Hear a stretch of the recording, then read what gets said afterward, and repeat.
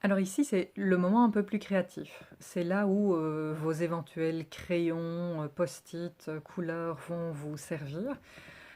Et je vous propose déjà de mettre en évidence ce qui vous a plu et ce qui vous a déplu dans votre carrière.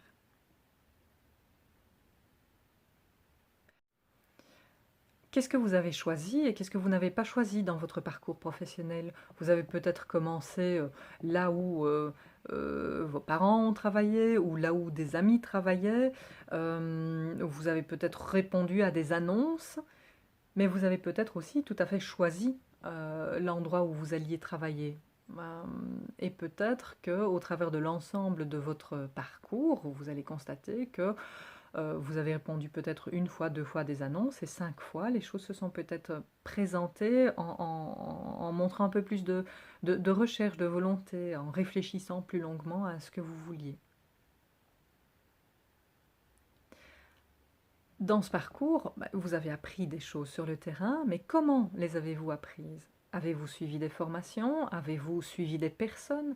Avez-vous lu? Vous êtes-vous documenté? Et de manière alors encore un petit peu plus interprétative, et là à vous de voir si cela fait sens pour vous ou pas,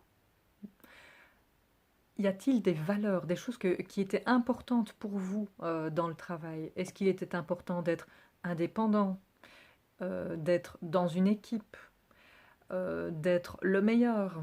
Et donc là derrière, il y a peut-être des valeurs d'excellence, de partage, de liberté. Ces valeurs-là, elles avaient peut-être un sens avant, elles n'en ont peut-être plus, ou au contraire, elles sont toujours là, elles sont plus fortes, elles se sont peut-être atténuées, et maintenant vous avez vraiment envie de les retrouver. Donc ça constitue le passé.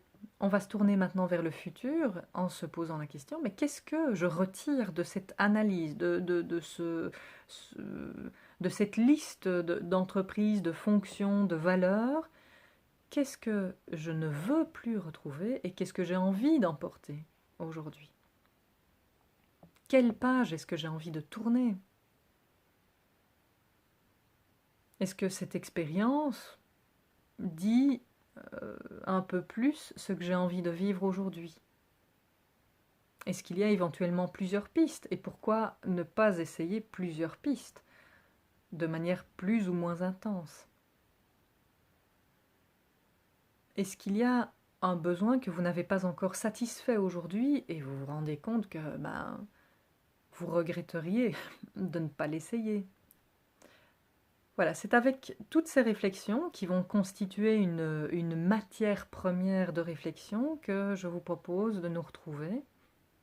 Notre exercice se poursuivra par la réflexion sur la situation que vous avez envie d'atteindre d'ici un an et les moyens qu'on pourrait mobiliser, soit par la formation, soit par l'échange au sein du groupe, soit par les conseils de votre coach euh, au, au terme de cette réflexion.